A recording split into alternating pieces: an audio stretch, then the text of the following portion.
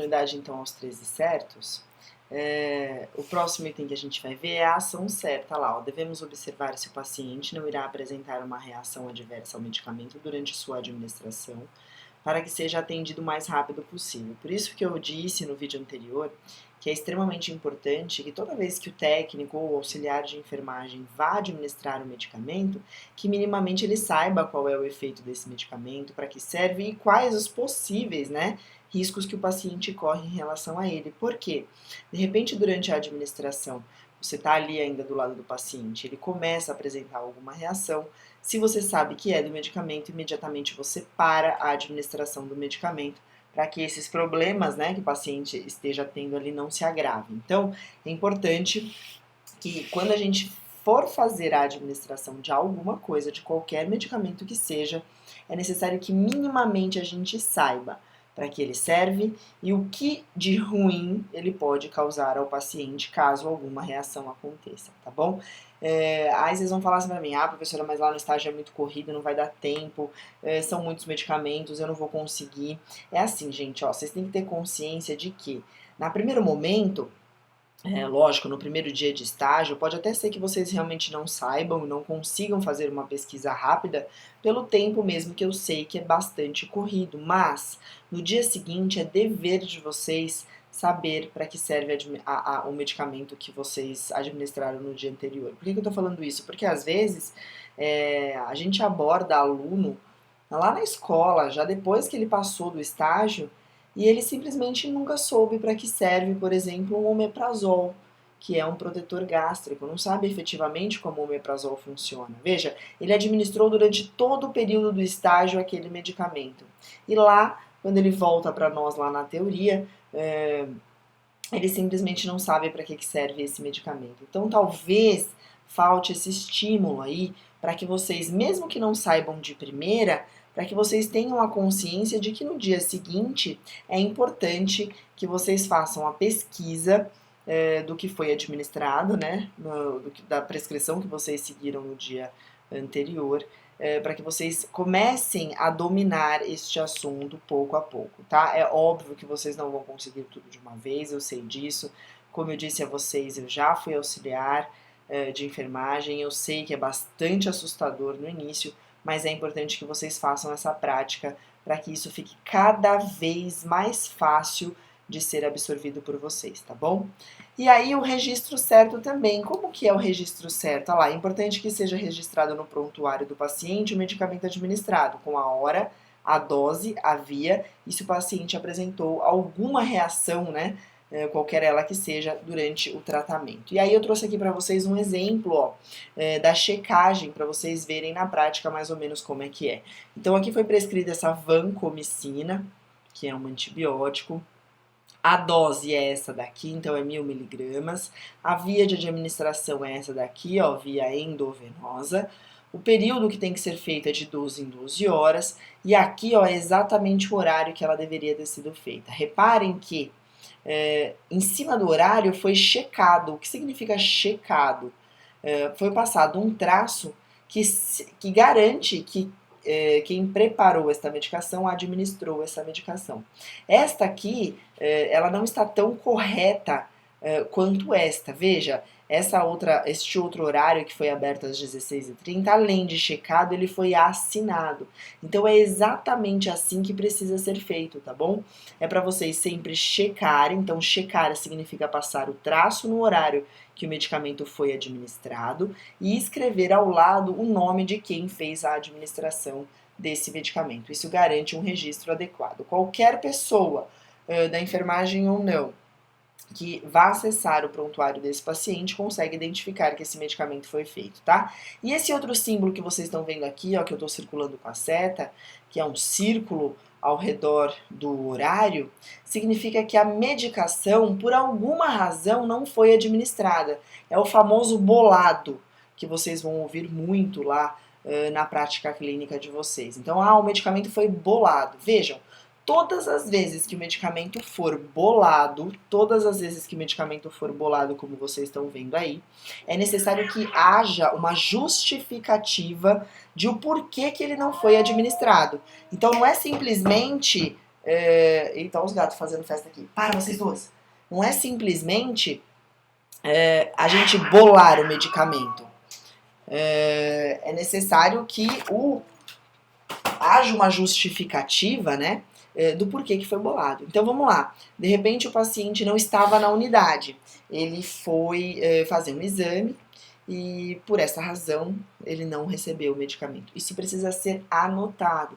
Então, além de fazer este símbolo de que o medicamento não foi administrado, é necessário que lá no campo de anotação de enfermagem a gente justifique o porquê que ele não foi administrado, tá? Independente de qual seja o motivo. Recusa do paciente, ausência do paciente no momento, suspensão pelo médico, recusa pelo paciente, recusa pela família, qualquer que seja a justificativa, precisa ser escrita lá na anotação de enfermagem, tá bom? Aqui eu trouxe um exemplo para vocês que o Corém disponibiliza para a gente para ver mais ou menos como é que é feita essa anotação, né? Então aqui, ó, é uma anotação desde a admissão do paciente. Então foi admitida na unidade, vinda do pronto-socorro, andando, né, deambulando, acompanhada pela mãe, foi verificado os sinais vitais e orientada quanto às normas do setor, tá? Aí tá vendo que ele vai anotar também a realização da punção venosa e aqui embaixo, ó, às 14 horas, ele anota, né, o auxiliar de enfermagem, anota que foi instalado o item 3 da prescrição médica, tá vendo? Então aqui ela assinou, colocou o número do Corém, que é a dona Maria Joana, ela instalou este medicamento, tá? E aqui às 14h45 novamente, ó, medicada com o item 5 da prescrição. Então, reforço, não basta só checar, como nós vimos aqui, que é este check aqui, né, com um nomezinho. Então, não basta só passar o traço e escrever o nome. Além disso, é necessário descrever, né, na anotação, colocar por extenso na anotação de enfermagem que aquele item foi administrado. E isso também vale quando o medicamento for suspenso ou bolado, né? Quando ele for bolado, é necessário que a justificativa também esteja descrita lá na anotação da enfermagem, tá bom? Bom, eu vou começar com vocês então, apresentando, como a gente não vai ter oportunidade de ir para o laboratório, eu vou começar com vocês apresentando alguns dos dispositivos que a gente vai utilizar para fazer a administração desses medicamentos, tá? Eu já comecei logo com a seringa, vocês estão vendo aí na tela, são seringas de vários tamanhos, que eu tirei uma fotinha para vocês aí. E eu sei que esse momento vai causar bastante ansiedade, porque vocês querem, né, colocar a mão na massa. E aquele que quiser, como a venda desse produto ela é livre em farmácias, vocês podem sim comprar para praticar a abertura, que eu vou colocar num próximo vídeo, quando a gente estiver lá, depois lá na administração do medicamento, eu vou fazer a prática de abertura aqui em vídeo para vocês verem como é que faz a abertura de uma seringa, tá? Eu vou deixar isso mais pro final, porque quanto mais pro final, mais próximo do estágio para vocês, melhor para a prática aí de vocês, tá bom? Então lá pra frente eu vou mostrar direitinho a técnica. E quem quiser ir praticando, quiser comprar, como eu disse, a venda, né, ela é livre em farmácia, vocês podem. O que eu peço a consciência de vocês. Se vocês de fato forem comprar uma seringa e uma agulha para testagem em casa, da abertura e acoplagem da agulha com a seringa, é necessário que depois do uso, quando vocês não forem mais utilizar este material, que ele seja descartado em um local adequado. A gente vai ter uma aula só de descarte de resíduo hospitalar aqui na farmacologia, para que a gente fique bem certinho no descarte. Então é necessário que vocês, depois do uso lá na casa de vocês, levem até um posto de saúde o material pérfuro cortante, que é a agulha, para que ela seja desprezada em um local adequado. Isso porque, se ela for jogada no lixo comum, a gente coloca em risco a saúde do catador de lixo, por exemplo, né, do serviço de coleta de lixo comum. Por quê? Porque é lixo comum, não era para ter um pérfuro cortante ali, tá? Então, se porventura vocês forem comprar uma seringa e uma agulha para treinar em casa, é importante que depois do uso dela, quando vocês forem descartar, que vocês levem até um posto de saúde e façam o descarte em local adequado, que seria uma caixa de pérfuro cortante, tá bom? Então vamos lá, ó. para que a gente saiba quais são as possíveis seringas que a gente vai utilizar para administração de medicamentos via parenteral. E não se preocupem por enquanto, esse nome via parenteral, logo vocês já vão saber o que é. Então a gente vai usar lá a seringa de 20, que é esta seringa aqui, seringa de 10, seringa de 5, seringa de 3, seringa de unidades e seringa de ml, tá? Seringa de insulina que a gente costuma falar. Reparem que o tamanho muda e certamente a quantidade que cabe dentro de cada uma também vai mudar, tá bom? Olha o que muda também, a graduação, isso é importante que vocês saibam. Tem seringas que são medidas, né, que a graduação é medida em ml, como vocês estão vendo aqui. Então é 20 ml, 10 ml, 5 ml, 3 ml. Já essas de insulina, as duas são graduações em unidades internacionais, que é um outro tipo de unidade de medida muito utilizado na enfermagem. Mas no finalzinho dessa aula vocês também vão ter oportunidade de ver aí todas as unidades de medida, tá bom? Bom, para que a gente faça a administração correta da dose que foi prescrita pelo médico, é necessário que a gente saiba como e quanto, né, que a gente tem que aspirar. Então, reparem que aqui eu tenho uma seringa. Esta seringa, ela tem dois traços pretos. Vocês conseguem ver aqui, ó, eu tô colocando a seta do meu mouse nela, tá? Aqui tem uma faixinha preta e logo abaixo uma outra faixinha preta. Todas as vezes que a gente for aspirar um medicamento, a gente sempre vai se guiar por esta primeira faixa preta aqui, porque é ela que estará em contato com o líquido do medicamento, tá bom? Então a gente nunca conta por essa. Por exemplo, aqui, ó, se eu for contar por essa, tá quase em 1 ml. Já se eu for contar pela certa, que é esta daqui, ó, eu tô no primeiro tracinho, que isso daqui equivale a 0,2, eu vou ensinar vocês a calcular nos próximos slides, tá bom? Então, nunca errem isso daqui. A gente nunca vai tomar como base este traço. A gente vai tomar como base o traço que ficar em contato com o líquido, que é sempre, olhando a seringa assim, né, de baixo para cima, é sempre esse primeiro aqui, de cima para baixo, desculpa, é sempre este primeiro traço aqui. Então, o traço que estiver em contato com o líquido será o traço que será considerado para a gente aspirar o medicamento, tá bom?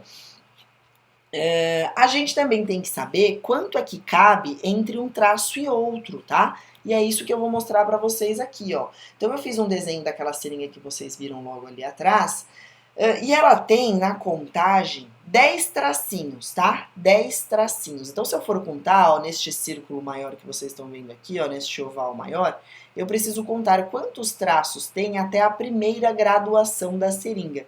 Então, aqui do meu canhão para baixo, né, olhando a seringa de cima para baixo, aqui do canhão, da parte onde eu coloco a minha agulha para baixo, eu vou contar a quantidade de traços que tem até chegar no primeiro número de graduação, que no caso é o 1. Então, lá, eu conto, ó, 1, 2, 3, 4, 5, 6, 7, 8, 9, 1, 2, 3, 4, 5, 6, 7, 8, 9 e 10, tá vendo? Até este traço aqui, ó, foram contabilizados 10 tracinhos. Para fazer o cálculo disso, eu vou pegar o primeiro valor da graduação, que é o número 1, né, porque essa seringa é uma seringa de 10, coloco ele aqui, e vou dividir pelo número de traços que tem dali para trás, tá? Então é assim que a gente faz para calcular quanto vale cada tracinho. Por quê? Ó, fazendo o cálculo aqui, 1 dividido por 10, eu coloquei 0, veio 0 aqui, então ficou 10 dividido por 10 agora. 1 vezes 10 é igual a 10 para 10 nada. Então, eu sei que a distância entre este traço e este traço, quando eu aspiro o líquido, equivale a 0,1 ml.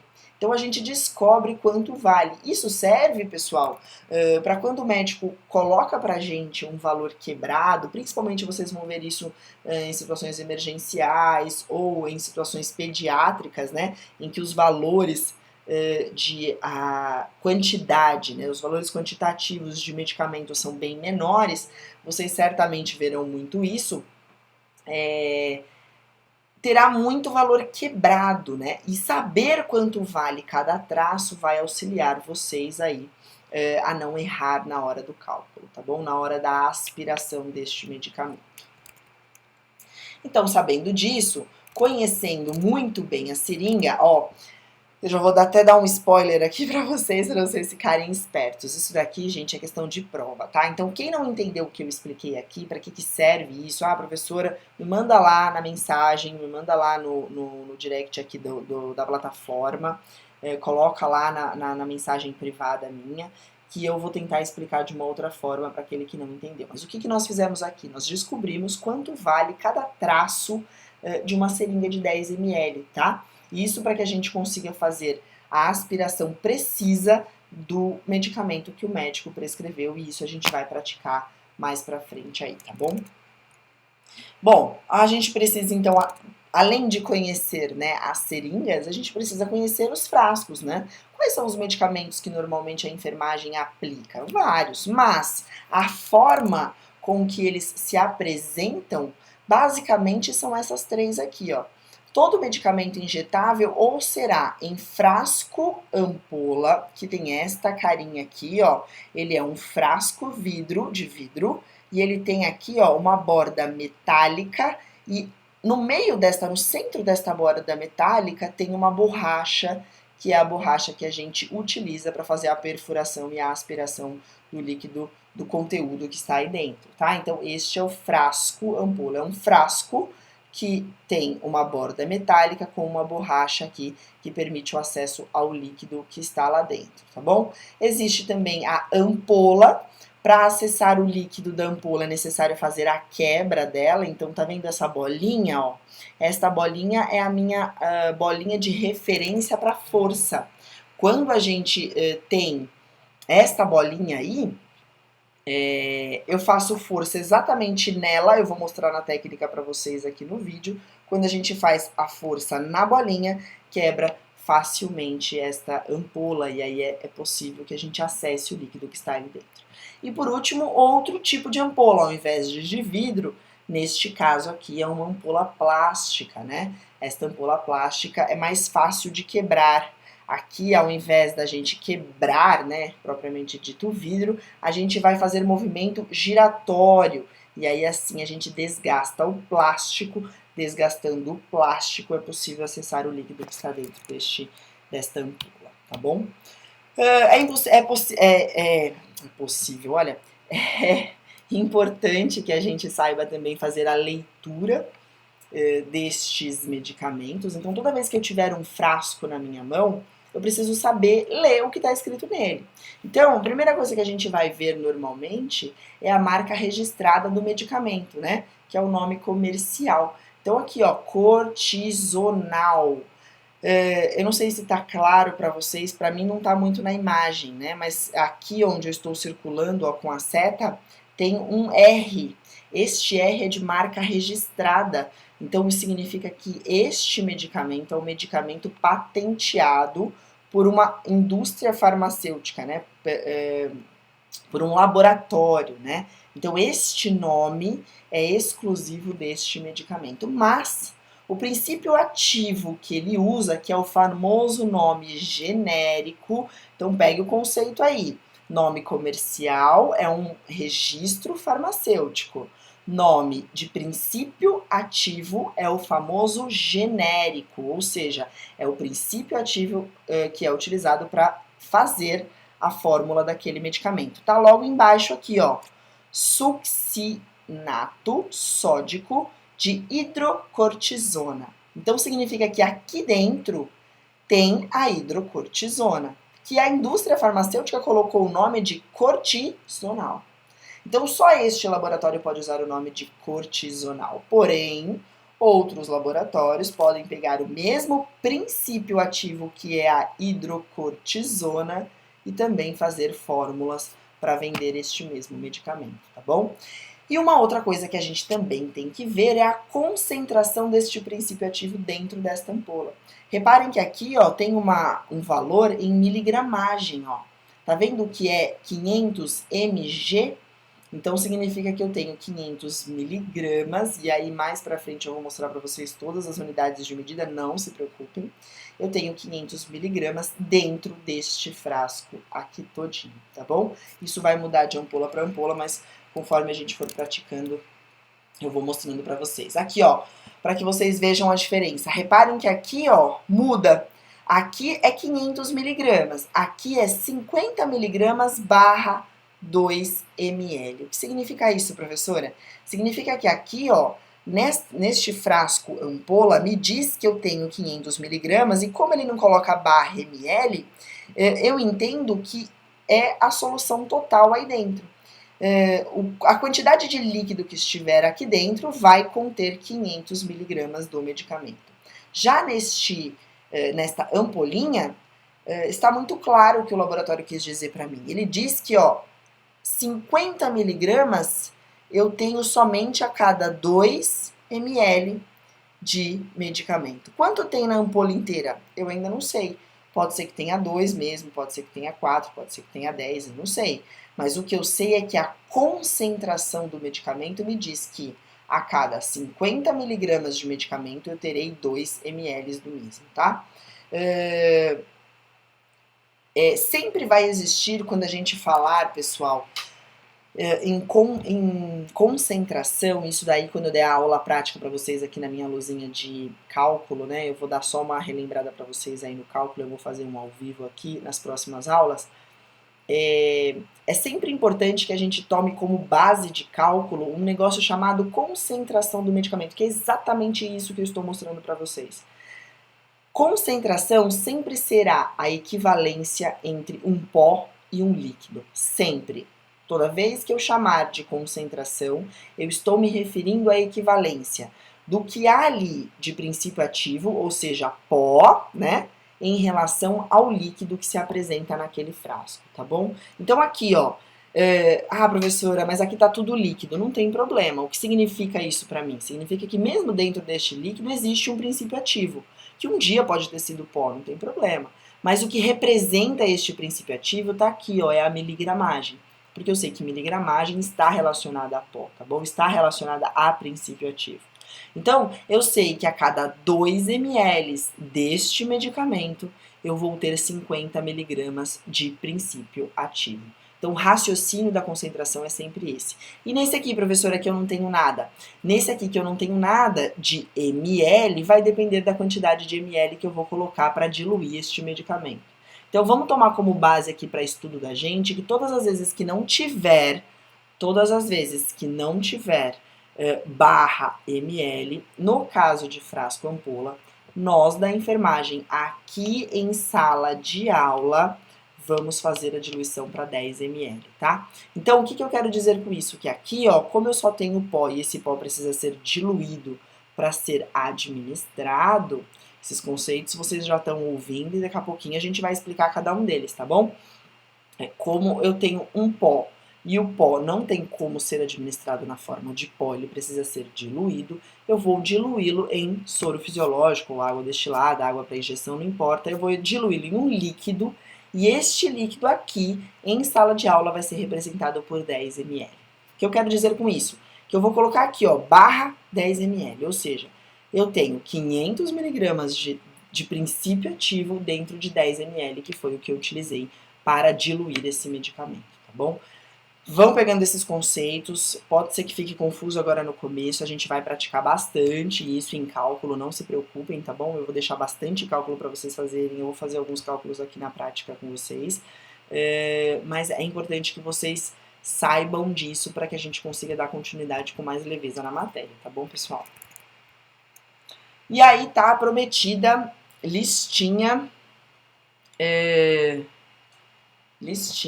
de unidades de medida. O que significa isso, gente? Unidades de medida quer dizer que são todas as unidades que a gente vai utilizar na enfermagem para se referir a um princípio ativo de um medicamento. Então, a gente pode se referir a ele em gramas, em miligramas, em ml, em unidades internacionais, em porcentagem, em gotas, em microgotas e em colher.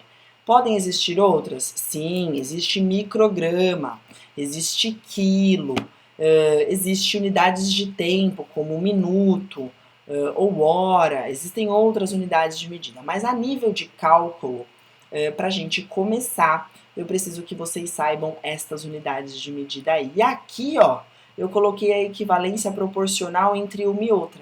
Então isso aqui, gente, é uma regra que vocês têm que gravar. Eu vou tirar meu rosto e eu sugiro que vocês façam um print dessa tela ou tirem uma foto dessa tela, façam a impressão e deixem isso na caderneta de vocês quando vocês estiverem indo para estágio, porque isso vai ajudar muito vocês na hora da dúvida de calcular alguma coisa aí em equivalência. O que é isso que eu estou falando de equivalência? Ó, eu sei que a cada 1 grama eu tenho 1000 miligramas de uma unidade de medida.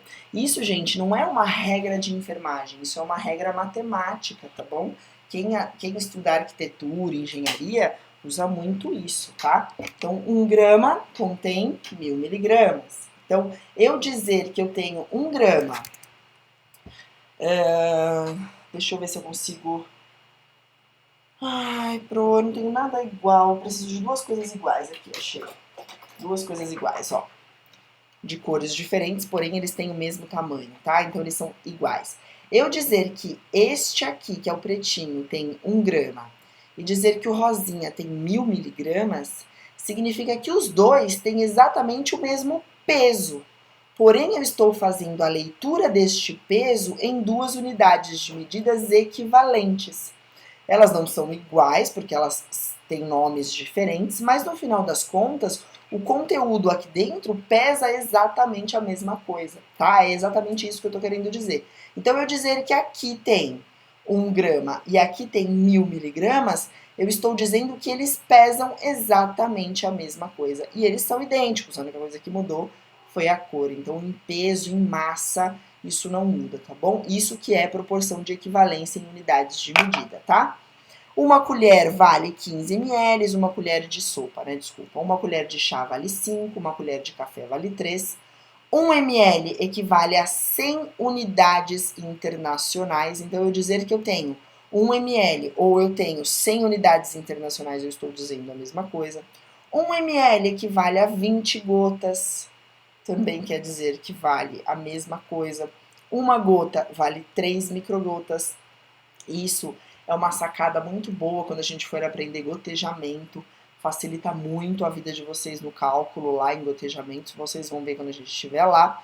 E a porcentagem, que é essa última aqui, ela é igual sempre a gramas barra 100 ml. Toda vez que eu falar que é porcento, eu tenho um medicamento a 5%. Significa que eu tenho 5 gramas de um princípio ativo em 100 ml de um líquido. Por isso que é por cento, certo?